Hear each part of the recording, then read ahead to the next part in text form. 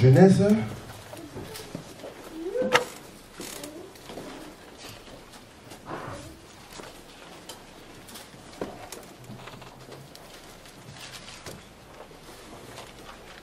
Chapitre 2. Genèse chapitre 2. Genèse chapitre 2. Et nous lisons à partir du verset 5. Dieu soit béni pour ceux qui prennent des notes. C'est-à-dire qu'ils prennent au sérieux la parole de Dieu. Alléluia. Ne compte pas que sur les enregistrements. On dit, ah, les enregistrements, ça va. Non, toi aussi, prends des notes. Genèse chapitre 2, à partir du verset 5.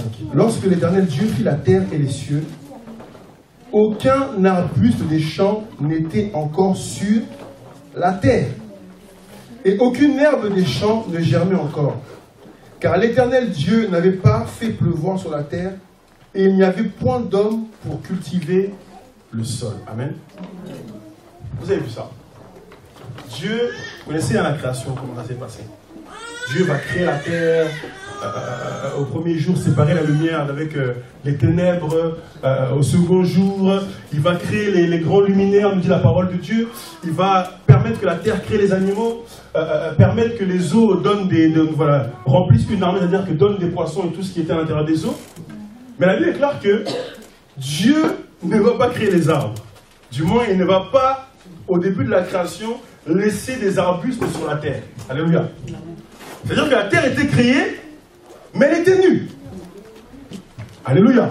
Il y avait les animaux, il y avait les poissons, il y avait les oiseaux qui volaient dans le ciel. Mais il n'y avait aucun arbre. Je reprends le passage, nous sommes dans Genèse 2, verset 5. Lorsque l'Éternel Dieu fit la terre et les cieux, aucun arbuste des champs n'était encore sur la terre.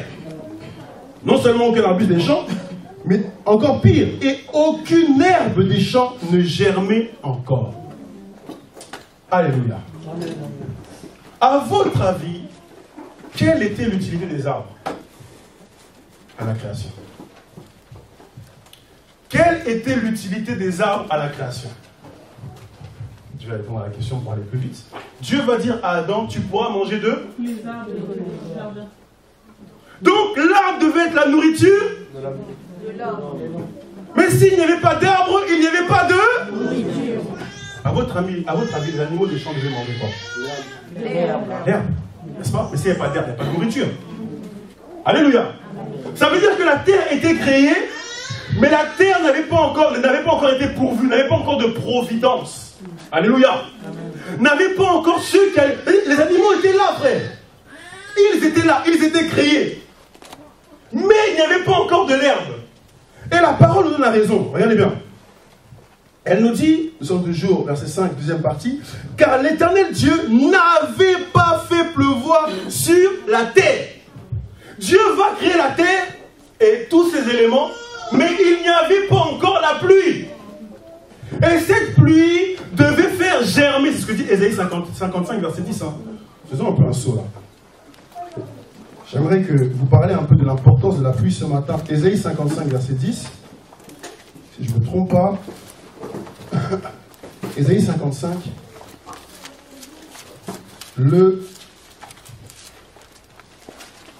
Voilà, verset 10. Quelqu'un a trouvé, il peut lire s'il vous plaît. Ésaïe 55, 10. Comme la pluie et la neige descendent des cieux, il ne retourne pas sans avoir arrosé, fécondé la terre et fait germer les plantes, sans avoir donné de la semence au semeur et du pain à celui qui mange. Ainsi en est-il de ma parole qui sort de ma bouche. Elle ne retourne point à moi sans effet, sans avoir exécuté ma volonté et accompli mes desseins. Alléluia. La pluie est comparée à la parole de Dieu, à la bénédiction par excellence. La parole de Dieu qui est autre que Christ. Alléluia. Et regardez bien ce qu'on dit. Comme la pluie et la neige descendent des cieux et n'y retournent pas sans avoir arrosé. Voici le premier objectif de la pluie. Elle vient et elle arrose. Deuxièmement, elle féconde la terre. Et troisièmement, elle fait germer. C'est en là qu'on voit que la pluie est une grande bénédiction, frère. Alléluia. Vous savez, le soleil et la pluie sont caractérisés, ou bien, comment dire, comparés à des bénédictions. Dans le livre de Matthieu 5, verset 45, la Bible déclare que Dieu fait grâce aux bons comme aux méchants. Vous connaissez le passage? Parce qu'il fait lever son soleil chaque matin sur les bons comme sur les méchants. Alléluia. Donc, le soleil, dans Matthieu 5, 45, vous lirez le passage, vous le noterez, est comparé aussi à une bénédiction. Mais il y a une différence entre la bénédiction du soleil et la bénédiction de la pluie. Le soleil, c'est pour tout le monde. Ce qu'on appelle la grâce. Le soleil, c'est la grâce. La grâce, c'est pour tout le monde. Dieu fait même grâce à un méchant. Dieu fait même grâce à un païen. La grâce, c'est pour tout le monde. Mais la pluie, c'est pas pour tout le monde. La pluie est une faveur. Alléluia. La pluie de Dieu est une faveur. On va le voir. Sachez, mes amis, qu'il y a une différence entre la grâce et la faveur. En français, si tu es dans le français, la grâce et la faveur, ça ressemble à la même chose. Alléluia. Mais dans la compréhension de la parole de Dieu, la grâce et la faveur, c'est pas la même chose. La grâce, c'est quoi? La grâce, c'est un don qui est immérité. Tu n'as pas mérité, mais tu as reçu. Alléluia, c'est ça la grâce. Mais la faveur, c'est pas pareil. La faveur est un don qui est mérité. C'est en raison de ton caractère, en raison de ton attitude, en raison de ton sacrifice, en raison de ta consécration, en raison de ton holocauste, que Dieu t'a créé, qu'il te fait une faveur. En gros, c'est mérité. Alléluia. La grâce n'a pas mérité, mais la faveur, il faut la mériter. Alléluia. Et les Hébreux l'avaient bien compris. C'est pour ça qu'ils priaient pour la pluie. Amen. D'ailleurs, je crois que Dieu en parle aussi. Prenons notre passage, Deutéronome 11. Deutéronome 11. Deutéronome 11.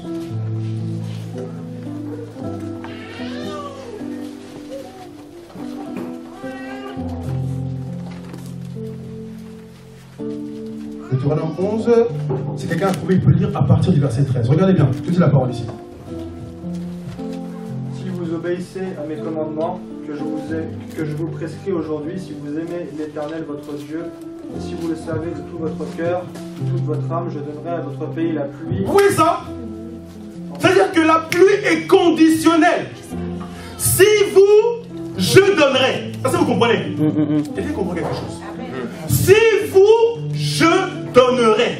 Si vous obéissez, je donnerai la pluie. Si vous respectez les commandements, je donnerai la pluie.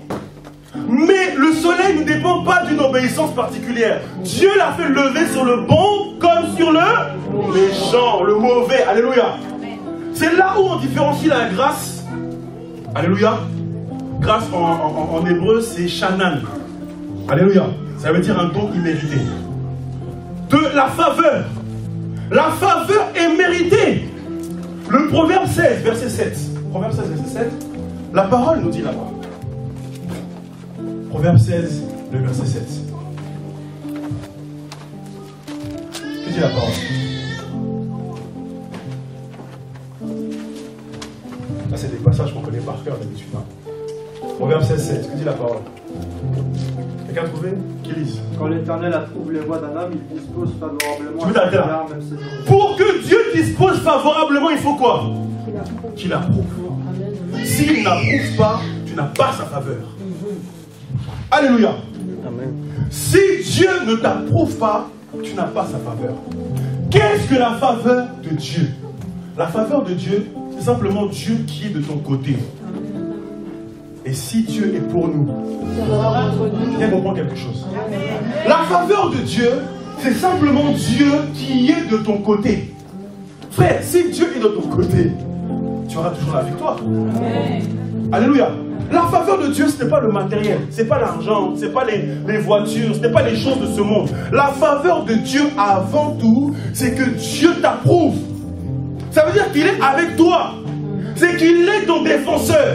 C'est qu'il est ton rédempteur. C'est ce que Job a dit. Mon rédempteur est vivant et il se lèvera le dernier. C'est-à-dire que si tu as la faveur de Dieu, peu importe la situation, le conflit dans lequel tu entres, on peut te dire, toi c'est fini, ta vie c'est fini. Tu es entré dans un cancer. Mais si tu as la faveur de Dieu, la chimio ne te fera rien comme notre sœur Odex. Parce que Dieu marche avec toi.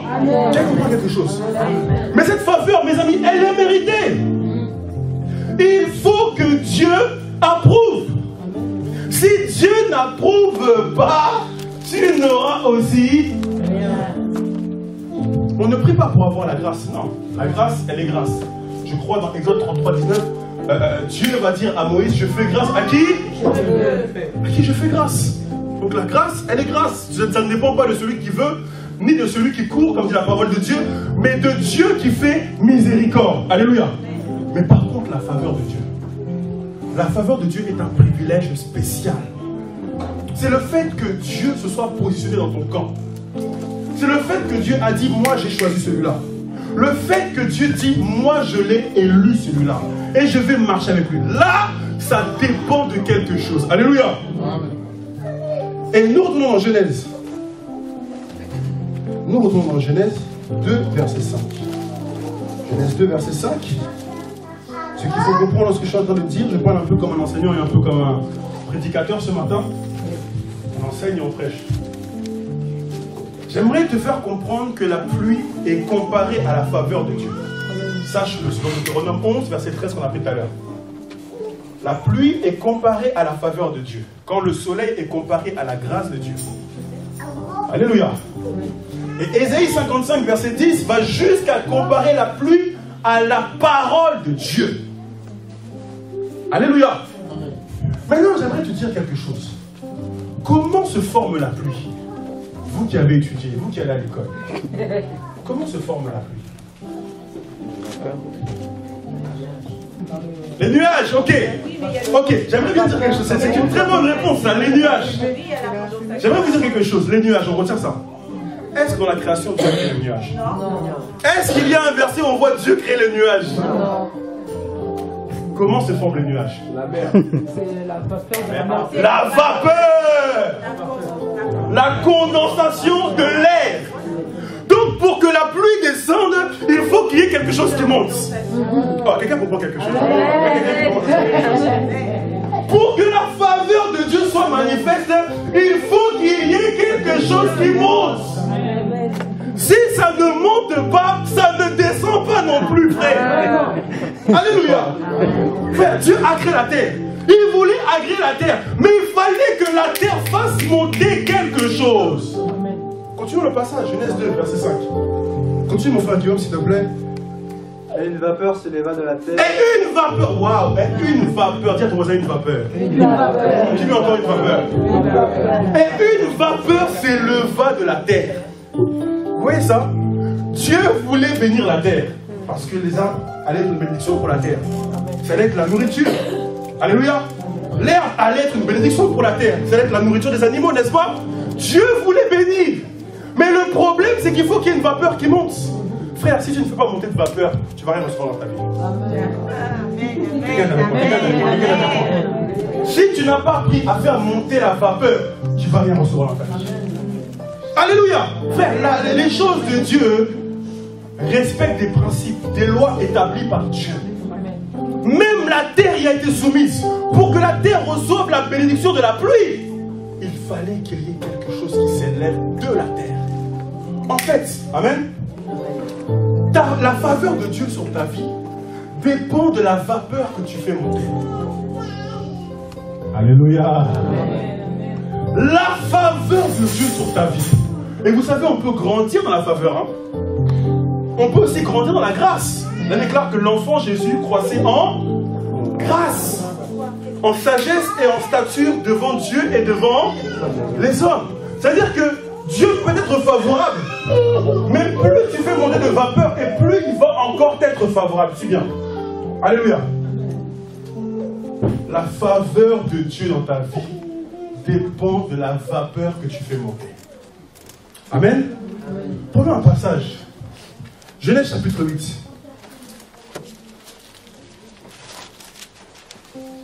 Genèse chapitre 8. Ne t'inquiète pas, tu vas comprendre. Genèse chapitre 8.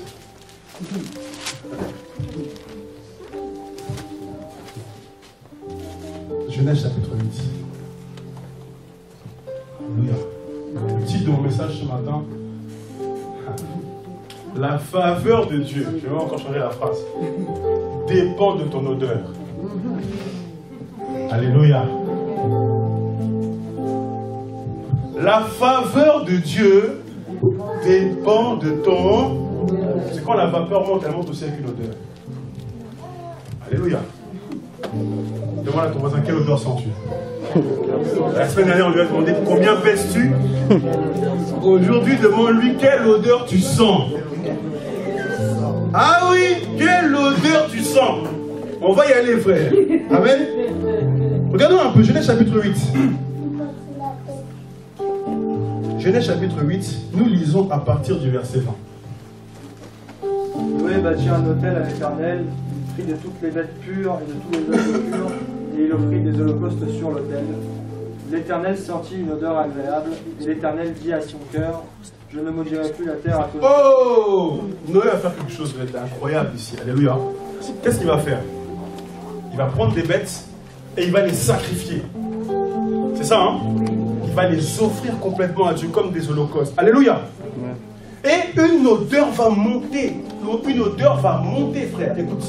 Une odeur, une vapeur. Dans la fumée, une odeur était en train de monter.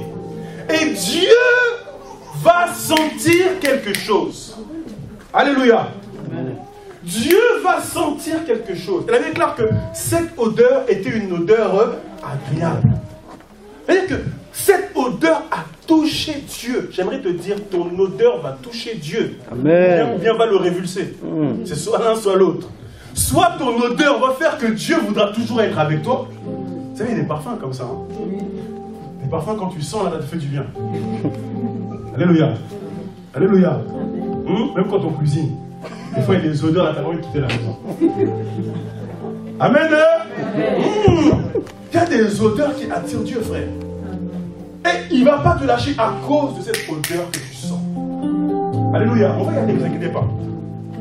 Et ici, Noé va faire monter une vapeur. Et dans cette vapeur, il va y avoir une agréable odeur. Et cette odeur va toucher le Seigneur. Au point où Dieu va prononcer une parole de bénédiction. Alléluia. Amen. Nous sommes avec Lévitique chapitre 1. Lévitique chapitre 1.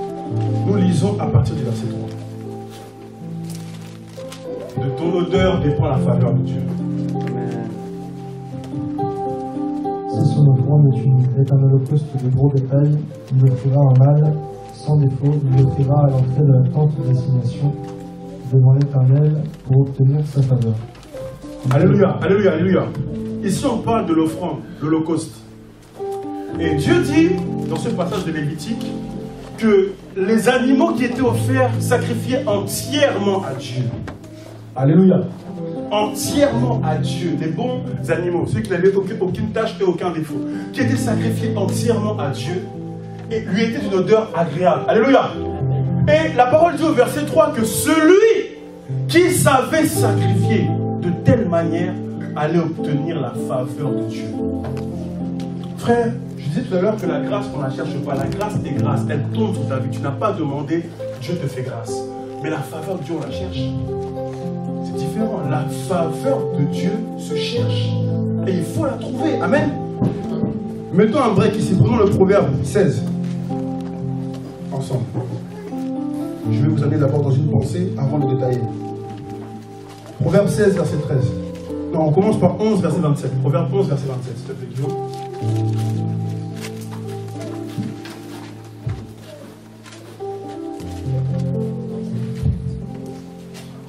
Proverbe 11, verset 27. Celui qui cherche le bien attire de la faveur, mais celui qui poursuit le mal en est atteint. Celui qui cherche le bien attire de la faveur. Ok. Proverbe 14, verset 35, s'il te plaît, mon frère Guillaume. La faveur du roi est pour le serviteur prudent. Vous avez vu ça? La faveur du roi n'est pas pour tout le monde. Alléluia. Elle se cherche. La faveur du roi n'est pas pour tout le monde. Elle est pour le bon serviteur. Pour le serviteur prudent. D'autres versions diront le serviteur avisé. C'est-à-dire le serviteur qui est conduit par l'Esprit de Dieu. Alléluia. Proverbe 16, verset 13, frère. 16, 13. Les lèvres justes gagnent la faveur des rois. Les lèvres justes gagnent la faveur des rois. Proverbe 8, verset 35.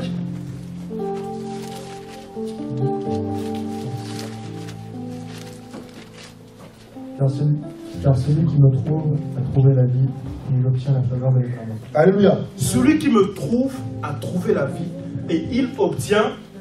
Frère, la faveur s'obtient. Elle s'arrache et elle se cherche.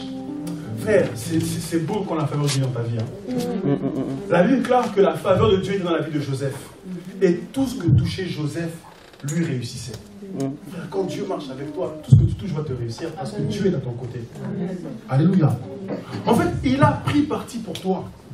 Tous les démons qui te combattent vont fuir parce que Dieu, il ne te voit pas toi, il voit le Seigneur qui est derrière toi. Alléluia. Et il y a de ceux-là, de ceux qui savent toucher le cœur du roi, comme le dit la parole ici. De ceux qui obtiennent faveur parce que leur attitude, leur caractère est un sacrifice d'une bonne odeur à Dieu. Alléluia. Et dans Lévitique 1:3, que nous avons lu tout à l'heure, la Bible déclare que si tu sais offrir une holocauste pure, tu vas aussi obtenir la faveur de Dieu. L'holocauste avait une particularité. Nous retournons dans Lévitique. Lévitique, on va prendre pas mal de passages. Lévitique,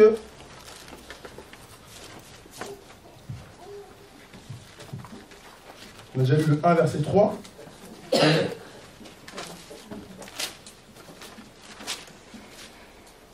Prenons Lévitique 1, maintenant verset 9. La parole déclare, il lavera avec de l'eau les entrailles et les jambes. Et le sacrificateur brûlera le tout sur l'autel. C'est un holocauste, un sacrifice consumé par le feu d'une agréable odeur à l'Éternel. Lévitique, chapitre toujours 1, je lis à partir du verset 17. Il déchirera les ailes sans les détacher. Et le sacrificateur brûlera l'oiseau sur l'autel, sur le bois mis au feu. C'est un holocauste, un sacrifice consumé par le feu d'une agréable odeur à l'Éternel. Beaucoup de passages pendant Lévitique 2, verset 2. Il apportera au sacrificateur fils d'Aaron. Le sacrificateur prendra une poignée de cette fleur de farine, arrosée d'huile avec tout l'encens. Il brûlera cela sur l'autel comme souvenir. C'est une offrande d'une agréable odeur à l'Éternel. L'Holocauste avait une particularité. L'Holocauste était un sacrifice qui était donné tout entier. Tu ne retirais rien. Tu donnais tout. Et deuxièmement, il fallait que l'Holocauste soit entièrement consumé par le feu. Et aujourd'hui, l'Holocauste de Dieu, c'est toi. La Bible dit dans le livre de Romains 12, à partir du verset 1, je vous exhorte par les compassions de Dieu à offrir vos corps comme quoi? Comme un sacrifice vivant, saint, alléluia, et agréable. Frère, quand tu t'es donné tout entier à Dieu et que tu laisses le feu de Dieu te consumer, il y a une odeur qui se dégage de toi. Alléluia. Il y a une odeur qui se dégage. Vous savez que l'onction dégage une odeur. Ta présence dégage une odeur. Ton aura, ce que tu dégages, dégage quelque chose. Alléluia. Et en fonction de ça, Dieu t'agrée ou Dieu te repousse. La Bible déclare que Paul, vous savez Paul, avant sa conversion, la Bible déclare qu'il respirait quoi? L'amour. La menace. Il dégageait une odeur de menace. Alléluia. En fait, il y a comme, quand tu t'approchais de lui, tu sentais comme quelque chose en fait. Comme une présence particulière. Comme quelque chose qui est dégagé. C'est ça ton odeur, frère. Qu'est-ce que tu dégages? Alléluia. Qu'est-ce que tu dégages? Sans avoir ouvert la bouche. Sans dire que tu es un chrétien, soi-disant. Sans dire que tu es un enfant de Dieu. Qu'est-ce que tu dégages? La Bible dit dans le livre de Ésaïe 11. Prenons ce passage. Parce que j'aime prendre beaucoup de passages pour affirmer ce que l'on dit. Amen. Ésaïe 11. Regarde un peu. Ésaïe 11 à partir du verset 1. Ésaïe 11, verset 1. Puis un rameau sortira du tronc d'Ésaïe, et un rejeton naîtra de ses racines. L'esprit de l'Éternel reposera sur lui, l'esprit de sagesse et d'intelligence, l'esprit de conseil et de force, l'esprit de connaissance et de crainte de l'Éternel. Il respirera la crainte de l'Éternel. Vous avez vu ça? Il respirera quoi? La crainte de l'Éternel. Toi, tu respires quoi? Impudicité. Dès qu'on s'approche, on sent l'impudicité. Mensonge, dès qu'on s'approche, on sent le mensonge. Esprit d'assoupissement, dès qu'on s'approche, on sent que tu es fatigué. En toi, il n'y a même pas le zèle. Toi, tu respires quoi? Quelle odeur tu dégages? Demande à ton voisin quelle odeur tu dégages. Dis-lui quelle odeur tu dégages, frère. Je ne te parle pas de ton parfum acheté chez Sephora. Je ne te parle pas de ton parfum acheté chez Nocibé. Alléluia. Dis-lui quelle odeur tu dégages. La Bible déclare que le rameau sorti d'Isaïe, en d'autres termes, Jésus-Christ respirait quoi? Il respirait quoi? La crainte. C'est-à-dire que quand tu voyais Christ, tu sentais la crainte de Dieu. Parce que son caractère, son attitude, sa personnalité, son amour dégageait cela en fait. Alléluia. L'homme ne peut donner que ce qu'il a reçu. Si tu es un homme de prière, on sentira, même sans que tu parles, que tu es un homme de prière. Si tu es un homme des jeunes, qui jeûne, même si on ne voit pas que tu as maigri, on sentira que tu jeûnes. Alléluia. Il y aura quelque chose sur toi. C'est ce qu'on appelle l'onction. L'onction, c'est ce que tu dégages. C'est l'odeur que tu sens. Et avant que Dieu te bénisse, il doit d'abord te sentir. Vous savez ça? Vous savez qu'avant que Dieu te bénisse, il te sent? Qui croit? Prenons la parole toujours. Nombre 16. Non, Lévitique 16. Regardez bien. Lévitique chapitre 16.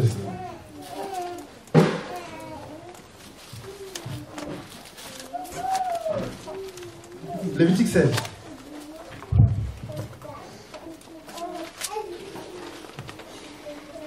Vous savez, dans le culte que les Israélites rendaient à Dieu, il y avait beaucoup de choses qu'ils faisaient.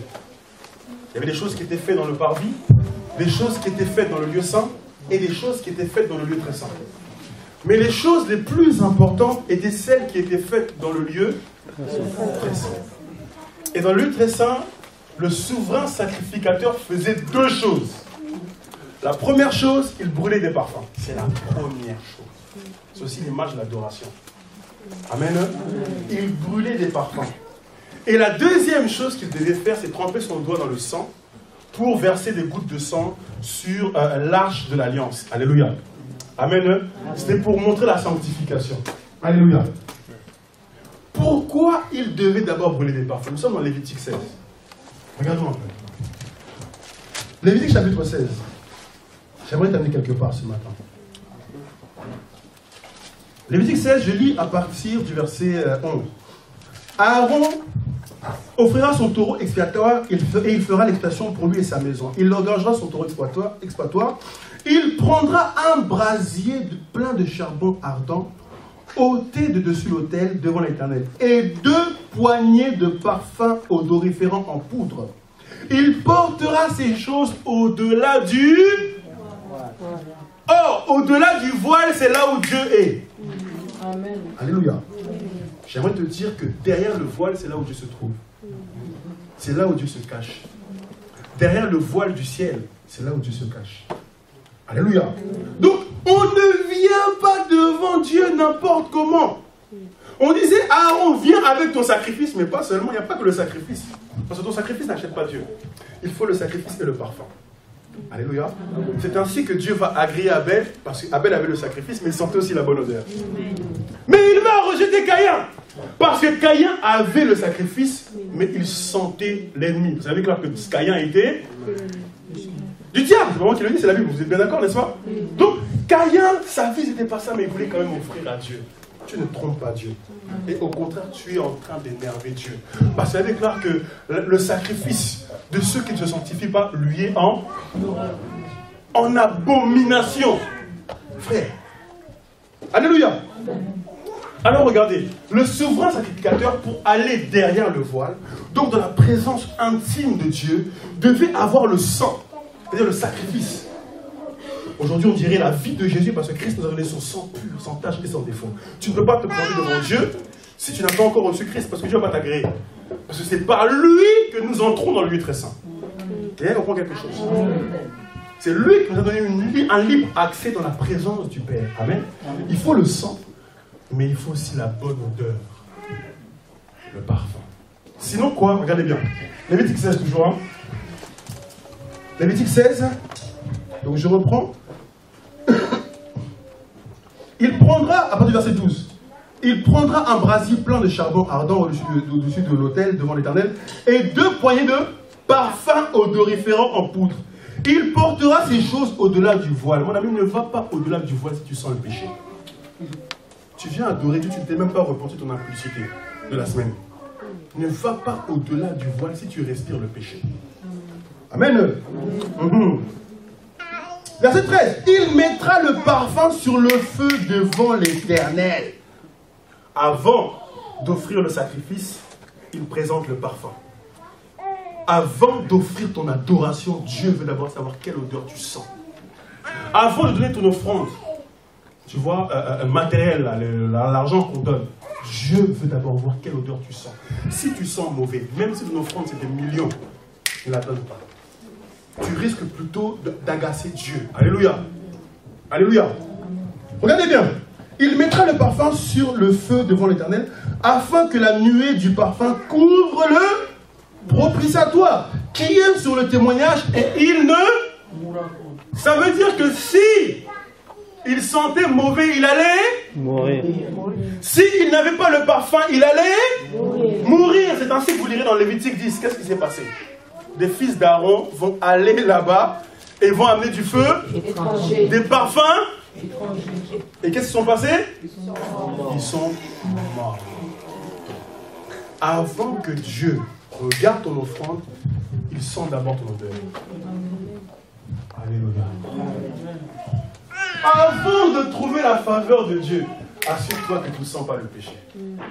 Assure-toi que tu ne sens pas l'impudicité. Assure-toi que tu ne sens pas le vol, le crime, le mensonge ou l'adultère. Assure-toi que comme le rameau d'Isaïe dans Isaïe 11 là-bas, tu sens la crainte de Dieu. Tu sens le jeûne et la prière. Parce que les démons aussi le sentent. Le monde des ténèbres, on ne peut pas le blaguer. Il sent aussi ton odeur. Il sait si ton parfum c'est de lui. Vous savez, les parfums, même le monde des parfums, c'est un monde très mystique. Hein. Ouais, des parfums que je ne pourrais jamais acheter. Le monde des parfums. Tu vois un parfum, déjà, il s'appelle Scorpion. Tu vois un parfum, il s'appelle la petite robe noire. La petite robe noire, c'est quoi? L'esprit de mort. Donc tu vas mettre aussi la petite robe noire. Le monde des parfums est un monde mystique. Depuis même son origine. L'encens et les parfums, c'est mystique. Quand tu vas acheter un parfum, vérifie bien. Si tu vois un parfum qui s'appelle Obsession, tu vas acheter. Tu vois un parfum qui s'appelle... J'avais un parfum que je mettais avant là. Ah, il m'a amené des problèmes ce parfum. J'avais un parfum au début quand j'étais enfant à Philippe dans mon travail. J'avais une écharpe, je mettais toujours des parfums sur cette écharpe là. Le parfum c'était la nuit de l'homme. Oh! Une fois j'ai oublié mon écharpe dans le bus. Et la secrétaire a pris l'écharpe. Et elle m'a dit oui, l'écharpe, ton écharpe elle sent bon, en tout cas je vais la garder chez moi, je vais pas te la rendre. Mon écharpe! Tellement elle aimait cette odeur. J'ai un parfum qui s'appelle la nuit de l'homme. La nuit de l'homme pour aller où? Alléluia! Frère, choisissons bien nos parfums. C'est un monde mystique, frère. Amen? Amen. Oh Chloé, tu vas aussi avoir l'esprit de Chloé, tu vas voir. Alléluia! Alors la parole nous fait comprendre dans Lévitique 16, ici à partir du verset 13, que si le souverain sacrificateur n'était pas couvert de la bonne odeur, que cette odeur ne s'était pas répandue autour du propitiatoire, il allait mourir. Parce que Dieu ne peut pas agréer ceux qui sont mauvais. Il faut d'abord que Dieu te sente avant qu'il te bénisse. Alléluia. Avant qu'il t'accorde sa faveur. Nous sommes dans le livre de Genèse ensemble. Genèse dans la vingtaine, j'ai un passage que l'Esprit me montre en tête là. Je dis, il faut d'abord que Dieu te sente avant qu'il te bénisse. Alléluia. Genèse 27, verset 26. Genèse 27, verset 26. Alors Isaac, son père, lui dit, approche-toi donc, et baise-moi, mon fils. Jacob s'approcha et le baisa. Isaac sentit l'odeur de ses vêtements, puis il le bénit. Vous avez vu ça? Isaac, qui rentre ici, le père, sentit l'odeur de ses vêtements, puis, si Dieu sent que tu sens mauvais, tu sens le péché, il te bénira jamais. Peu importe la nature. Vous savez que Isaac, avant que son père l'ait senti, il avait fait à manger à son père. Mais son père n'a pas béni à ce moment-là. il a d'abord dû le sentir avant de le bénir. Fait, peu importe ce que tu fais à manger à Dieu, parce que Dieu se nourrit de la louange et de l'adoration, n'est-ce pas? Amen. Il se nourrit de la louange et de l'adoration. En fait, il se nourrit de tout ce que tu fais, tu lui fais monter. Et j'aimerais corriger ça. Ce que nous faisons monter à Dieu s'appelle un culte. Tout ce que tu fais monter à Dieu, c'est ça le culte. Donc tu veux faire monter à Dieu l'offrande de ta vie. D'abord, c'est le culte que tu attends, l'offrande de ta vie. L'odeur de l'offrande de ta vie. Et ensuite, tu fais monter à Dieu, comme dit Hébreux 13, je crois, à partir du verset 7, par lui sans cesse offrant à Dieu un sacrifice de louange, c'est ça? C'est-à-dire le fruit de nos lèvres qui confesse son nom. Tu fais monter à Dieu de la louange. Tu fais monter à Dieu de l'adoration. Et dans le même passage, il va dire, sans oublier la libéralité, tu fais monter à Dieu aussi le prix de ton sacrifice, même financier. Alléluia. Dieu voit toutes ces choses-là. Alléluia. Mais avant que tu fasses monter toutes ces choses-là à Dieu, Dieu veut d'abord savoir quelle odeur tu sens. Est-ce que ta vie est sanctifiée? Parce qu'on n'achète pas Dieu. Vous voyez quelqu'un, j'écoutais un témoignage d'une chantre qui était chante mais qui est devenue artiste. Moi, j'aime pas le terme artiste. Pour moi, artiste, c'est païen. Moi, j'aime le terme chante ou adorateur, si tu veux. Alléluia. Parce qu'un artiste va chercher à vivre de son art. Et en plus, on n'est pas des artistes. C'est Dieu l'artiste, nous sommes les instruments. Alléluia. Okay. Donc, je voyais cette chantre qui chantait pour le Seigneur avant.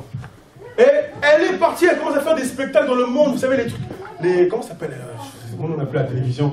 Les sortes de Star Academy, la moderne. The Voice, voilà. Commence à faire les The Voice, tout ça, alors chanter pour le Seigneur. Maintenant, un chrétien vient l'interviewer et dit, mais attendez, vous chantiez pour Christ, pour Dieu, maintenant ça ne vous dérange pas que vous chantiez dans le monde et vous vous dites toujours chrétien ou pas? Elle dit, oui, je suis toujours chrétien, parce que même si je chante dans le monde, tout ce que je gagne, l'argent que je gagne, je donne ma dîme dans une assemblée. Donc ta dîme va faire oublier à Dieu le fait que tu te pervertis. Est-ce que vous pensez qu'à Dieu on peut lui donner des pots de vin? Est-ce que Dieu on peut le corrompre? Non. Dieu se fiche de ce que tu lui donnes si tu sens mauvais. Quelqu'un a compris quelque chose? Dieu se fiche de la manière dont on prêche si on sent mauvais. Dieu se fiche de mon onction, je ne sais pas, de ce qu'on dégage. Parce que la grâce est trompeuse. La grâce est trompeuse, frère, et la beauté est vaine, nous dit la parole de Dieu. Amen. Donc quand tu vois un ministère, ne regarde pas à la grâce. Regarde à ce qu'il dégage.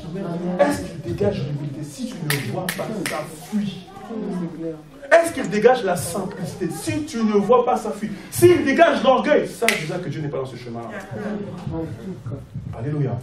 Il faut apprendre à dégager l'odeur de Dieu. Parce que de ce que tu dégages dépend la faveur de Dieu sur ta vie. Alléluia. De ce que tu dégages, mon frère et ma soeur, dépend le côté que Dieu se positionne sur ta vie, frère. Alléluia. Et il faut dégager, frère. Il faut dégager. Il faut dégager de plus en plus une odeur agréable. Et il faut te consacrer de plus en plus. Alléluia. La première chose que tu dois dégager, comme je l'ai dit, c'est l'odeur du sacrifice de ta vie. Romains 12, verset 1. D'abord, ça commence par ta vie. Est-ce que ma vie est une vie de prière? Vous savez, j'aimerais vous dire une chose. L'Église de Christ a plusieurs raisons d'être, raisons d'exister. Ou bien plusieurs objectifs, plusieurs objets. Amen. Et on oublie de dire que l'une des raisons de l'existence de l'Église, c'est la prière. Dieu, par Salomon, et ensuite par Christ, va dire que Dieu a dit, ma maison sera appelée une maison de prière. Okay. Aujourd'hui, la maison de Dieu, c'est qui? C'est nous qui? Les chrétiens, quand nous sommes réunis, n'est-ce pas? Et aussi individuellement. Parce que ton corps est le temple du Saint-Esprit. Donc ça veut dire que ton corps doit être une maison de prière. Si vous comprenez ça. Ça veut dire que si mon corps n'est pas une maison de prière, je passe à côté de l'objectif. Alléluia. Et j'aimerais vous dire une chose. J'aimerais vous dire aussi une chose. On va le prendre ce passage. Je crois que c'est dans Chronique. On va essayer de le trouver. La construction du temple par Salomon.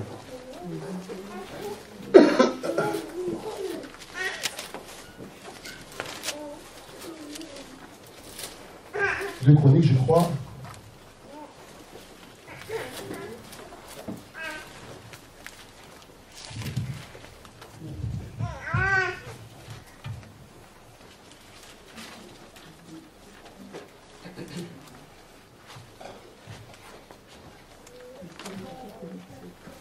2 Chroniques chapitre 6.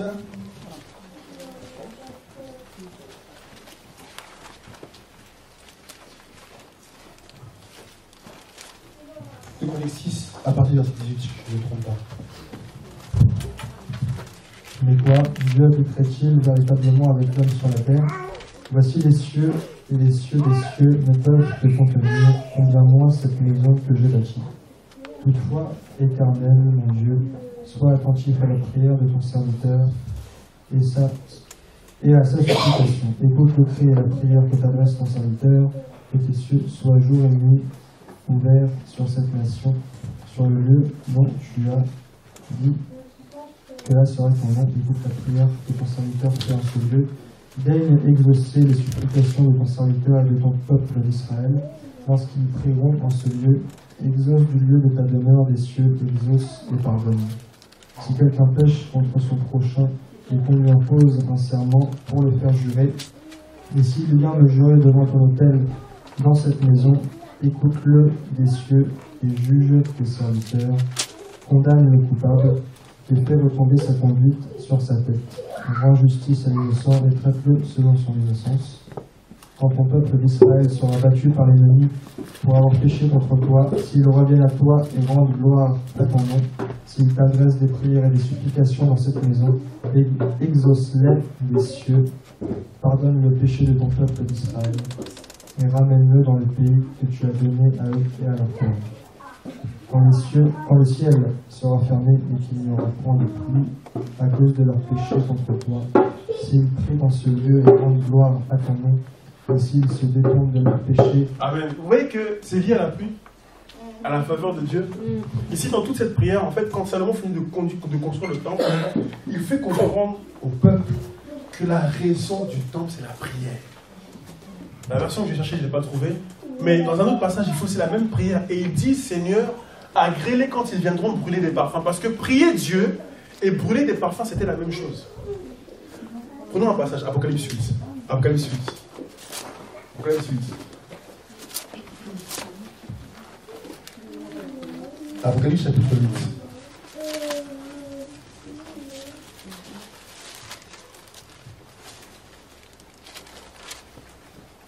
Nous lisons à partir du verset 2.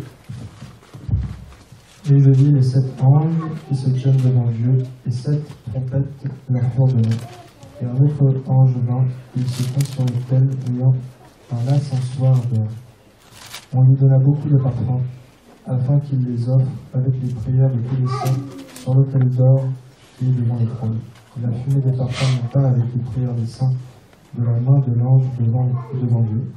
Et l'ange prit l'ascensoir, le remplit du feu de l'autel et le jeta sur la terre. Allez, vous avez vu ça? La fumée monta avec quoi? Vous avez vu? La fumée monta avec eux. Frère, toutes les prières que tu fais sont conservées. Tu sais ça? Toutes les saintes prières que tu fais, parce que je parle des saintes prières, je ne parle pas quand tu pries, oh Seigneur, fais que j'ai une Jeep Cherokee. Non, pas ça. Je parle des saintes prières. Alléluia. Tout ce que nous demandons selon sa volonté. Alléluia. Sont conservés quelque part. Ta prière n'est pas vaine. Tu sais que demain, Dieu peut te secourir par rapport à une prière que tu as faite il y a 2 ans. Parce qu'elle est conservée. Des fois, il y a des gens qui ont arrêté de prier, mais qui continuent à tenir parce qu'ils avaient économisé des prières. Donc, leur compte de prière continue à les soutenir. Est-ce que vous comprenez un peu? C'est pour ça qu'on continue à prier, frère. Même si tu ne vois pas, tu es en train d'économiser quelque part tes prières. Alléluia. La Bible déclare que ces prières étaient dans un encensoir d'or. C'est-à-dire que Dieu conservait ses prières. Toutes les prières, en fait, les prières qui sont conservées, c'est les prières de la justice. Toutes les prières que tu fais, quand tu souffres et que tu vis les injustices, Dieu les garde. Et un jour, il versera sa coupe. Parce que Dieu, en fait, ne veut pas frapper maintenant tous ceux qui te font les injustices. Alléluia. Quand tu souffres à cause de la vérité que tu pries, Seigneur, nous souffrons à cause de la vérité. Quand tu es rejeté à cause de la vérité et que tu demandes l'aide du Seigneur, quand les gens te méprisent à cause, ou bien te frappent, ou bien te violentent à cause de la vérité, mon frère, c'est conservé quelque part. Alléluia. Il y a même, selon Malachie, un livre qui s'appelle le livre des souvenirs. Ça veut dire que c'est conservé quelque part. Amen. Et un jour, Dieu, quand il décidera répondra à ta prière. Et la Bible déclare ici que les prières montaient avec le parfum. Ta prière est comme un parfum, mon frère, aussi. Alléluia, sache-le. Tout ce que tu offres à Dieu, notamment les prières, ont une odeur. Tu sais, l'offrande que tu mets sur le panier, ça a une odeur. Hein? Pour certains, leur offrande a une odeur de sacrifice. Et pour d'autres, leur offrande a une odeur de négligence. Tu comprends quelque chose? Je sais. Hein? Je sais. Il y a des offrandes, quand tu vas les offrir, elles te parlent. Vous n'avez pas vu Abraham quand il est parti offrir Isaac? Isaac l'a parlé. On voit le feu, on voit le bois là. Mais où est l'agneau? Il faut que ton offrande, quand tu vas l'offrir, si elle te parle, c'est une bonne offrande. Il faut qu'elle te parle. Est-ce que tu es sûr que tu veux me donner là-bas? Est-ce que tu es sûr? Tu vois pas que tu as les pneus de ta voiture à changer? Alléluia. L'offrande est en train de te parler. Alléluia. Hein? Et la semaine, là, tu vas le travail, est-ce que tu as même de quoi acheter à manger pour le travail de la semaine? Alléluia. Elle va bêler comme un agneau qu'on va offrir. Tu avances, tu entends parce qu'elle ne veut pas sortir. Alléluia. Qui a déjà vécu ça? Amen. Qui a déjà vécu ça? Ah oui. Amen. Amen. Je dis, tout ce que tu offres à Dieu, vous savez, ça c'est la loi de la semence. Amen, c'est biblique, hein. Même si nous, c'est pas à nous de dire qui doit semer quoi. Amen, c'est à Dieu de dire qui doit semer quoi. Mais ce qui est sûr, selon Galates, la loi de la semence est biblique. Ce que tu dégages va te faire récolter quelque chose. Amen. Ce que tu sèmes, tu récoltes. Celui qui sème peu moissonnera. Celui qui sème beaucoup moissonnera. C'est la parole. Maintenant, ce que nous voulons semer avant toute chose, et ce que nous voulons aussi moissonner avant toute chose, c'est la faveur de Dieu. Moi, ce que je veux moissonner avant tout, c'est la présence de Dieu dans ma vie. Amen. Alléluia. Ça, c'est la meilleure moisson qui existe. C'est la présence de Dieu dans ma vie. Et la parole déclare que si tu sèmes, même la nature nous enseigne, si tu sèmes une pomme, si tu sèmes un grain de pomme, tu vas récolter un pommier, n'est-ce pas? Orange va former un oranger. Si tu sèmes des grains d'orange, tu ne vas pas récolter un pommier, n'est-ce pas? Non. Si tu sèmes dans le spirituel, tu moissonneras aussi dans le spirituel. Alléluia. Si tu sèmes dans la prière, tu moissonneras aussi la présence de Dieu dans ta vie. Alléluia. Et j'aimerais vous dire que la pluie, la faveur de Dieu, dépend des nuages. Il y a des gros nuages et des petits nuages, vous savez ça? Regardez la météo. Tu vois, on va dire, oh, cumulus. Donc tu vois le gros nuage. Oh, un gros nuage s'approche de la France. Il y en a, ils ont des gros nuages, il y en a, ils ont des petits nuages. Regardez Élie. Je donne juste des passages comme ça, on n'a pas le temps de tout prendre. Élie, pour qu'il fasse revenir la pluie, il a fait quoi? Il a fait quoi pour que la pluie revienne? Souvenez-vous. Son serviteur a vu quoi? Comme la paume d'une main. Il voyait un petit nuage. Mais si c'était un petit nuage, ça veut dire que ça allait être une petite pluie. Donc qu'est-ce qu'il a fait? Il a prié encore, frère. On n'a pas tous le même nuage. Alléluia. Il y en a, ils marchent avec un gros nuage. Yes. Toi, si tu veux le petit nuage comme la paume d'une main, c'est ton problème. Moi, je veux le gros cumulus. Quelqu'un comprend quelque chose.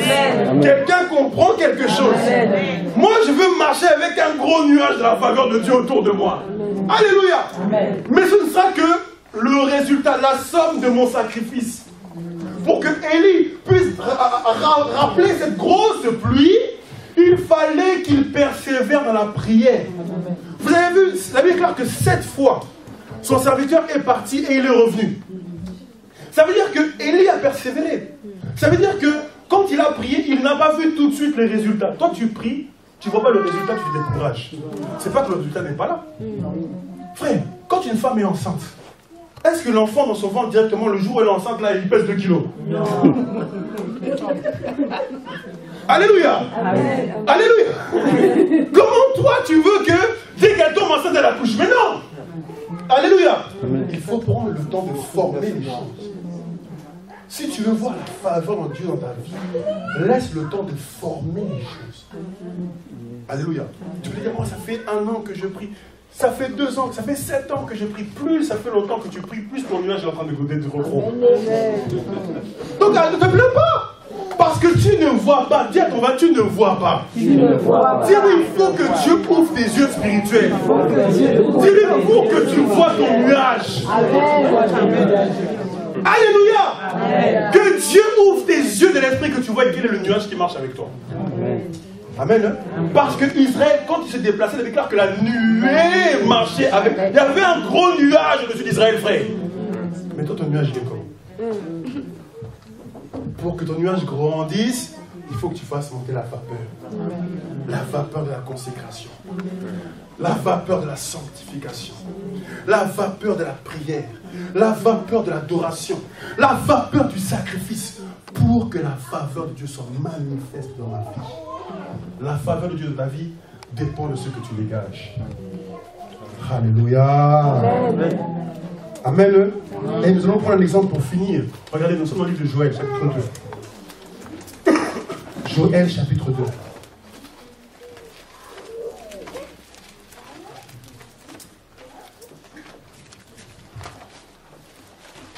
Joël 2.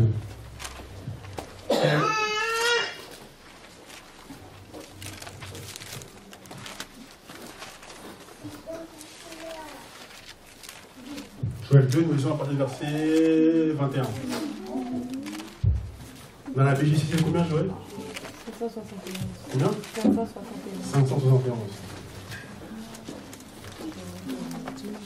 Joël 2, 21. Joël 2, 21.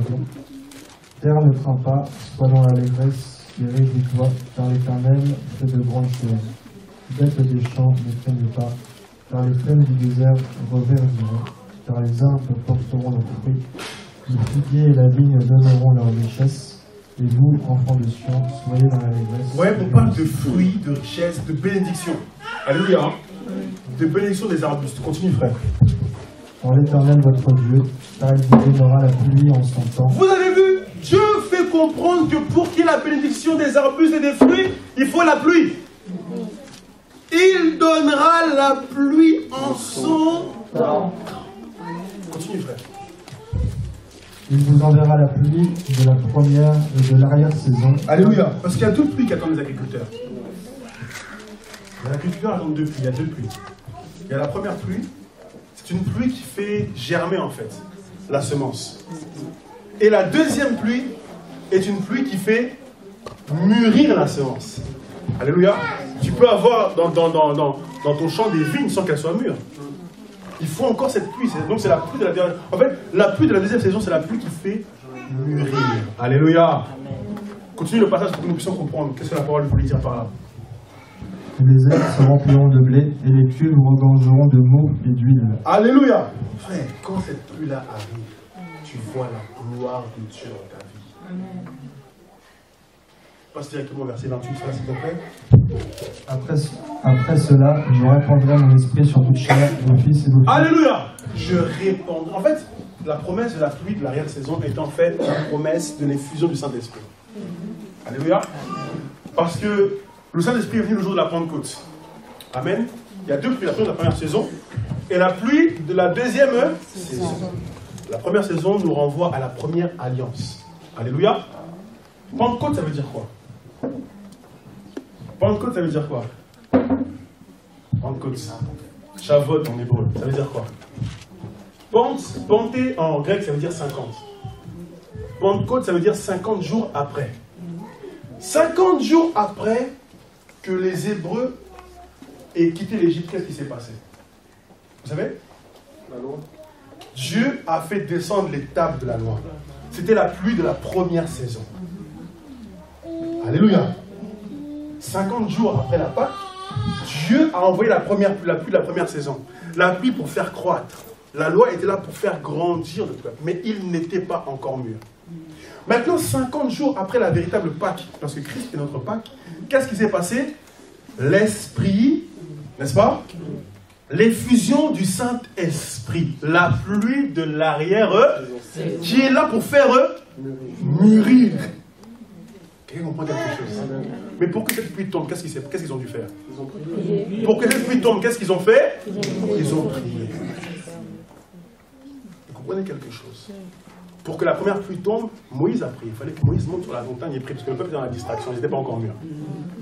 Mais pour la deuxième pluie, maintenant, il fallait que le peuple se lève et prie. Frère, tout est possible à Dieu. Amen.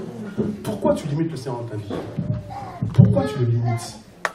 Les limites que tu vois dépendent en fait de ce que tu dégages. Si tu es un homme de prière, tu pousseras. Jésus a-t-il menti quand il déclare que celui qui a la foi comme un grain de sénébré déplace les montagnes? Est-ce que Jésus a menti? Frère, j'aimerais qu'on ait des témoignages du surnaturel. Des choses qui ne sont pas, comparables à ce que la nature de l'homme peut faire, parce que ça vient directement du Seigneur Saint-Esprit. Mais pour ça, il faut des hommes et des femmes de foi. Des hommes qui prient. Je me rappelle à une période, j'étais avec un frère qui priait beaucoup. On pouvait s'enfermer 3 heures dans une chambre comme ça à prier. Et puis tu ne sais même pas que les 3 heures sont passées. Tu es là, tu sors, tu dis, oh, mais il y a 3 heures qui sont passées, on a commencé à 15 heures, on a fini à 18 heures. Alléluia. Parce que l'Esprit t'entraîne. Et tu as soif aussi de Dieu. Nous sommes dans une génération où les gens ont de moins en moins soif de Dieu. On veut tout de suite. Tu veux la faveur, mais tu ne veux pas semer. Est-ce que toi vraiment tu pries? Honnêtement. Et tu ne peux pas dire non, j'arrive pas. Tu n'arrives pas, mais tu ne veux pas. J'aimerais te dire ça ce matin. Si on ne te l'a jamais dit, je vais te dire la vérité. Tu n'arrives pas parce que tu ne veux pas. Comment tu peux rester assis 2h30 dans un cinéma? Tu y arrives? Mais 2h30 dans la prière, parce que prier c'est parler au Père. Tu n'y arrives pas. Tu vas me dire oui, mais je ne sais pas quoi dire. J'aimerais te dire que Paul va dire que je prierai avec mon intelligence et je prierai par l'Esprit de Dieu. Et je louerai aussi. Dans la présence de Dieu, on fait beaucoup. Des fois, dans la présence de Dieu, on est silencieux. Vous savez que Dieu a amené Moïse dans la montagne et pendant 3 jours, Dieu ne lui a pas parlé. Je t'imagine. Dieu te dit, monte à la montagne, tu montes. Je ne sais pas que Dieu te parle. Tu vois, 1, 2, 3 jours passent, Dieu ne parle pas. Parce que des fois, Dieu veut t'observer simplement dans sa présence. Alléluia. Parce que Dieu, c'est un papa. Même quand on est dans sa présence, dans la quiétude, dans le calme, ça lui fait du bien. Alléluia. Et la prière, c'est ça en retour. C'est pas simplement dire des vaines paroles. C'est pas ce que je suis en train de te dire. C'est aimer passer du temps dans sa présence, par le chant, par la louange. Et Dieu t'inspirera, l'Esprit va te prendre, va t'inspirer. Mais c'est le temps où il faut faire monter les parfums, frères et sœurs. Alléluia. C'est le temps où il faut faire monter les parfums. Parce que ce parfum-là, de sacrifice, a une odeur agréable à Dieu. Et la Bible dans le livre d'Ecclésiaste 2, je crois, à celui qui lui est agréable. Vous avez déjà vu ce passage? Essayons de le prendre un peu, Ecclésiaste 2.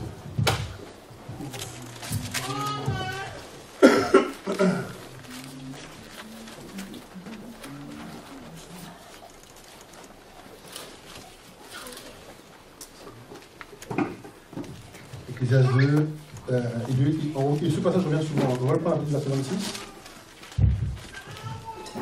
Car il donne à l'homme qui lui est agréable la sagesse, la science et la joie. La joie, c'est pas pour tout le monde. La réjouissance, c'est pas pour tout le monde. La réjouissance même dans la fournaise ardente, c'est pas pour tout le monde. Alléluia. Frère, moi, si j'étais Shadrach, Meshach ou Abednego, qu'on m'aurait mis dans la fournaise ardente, j'aurais pas voulu sortir. Vous savez pourquoi? Parce que là, j'aurais vu Jésus. Alléluia. Même si Nebuchadnezzar me dit sors, non, ici à Jésus, frère, comment je vais sortir?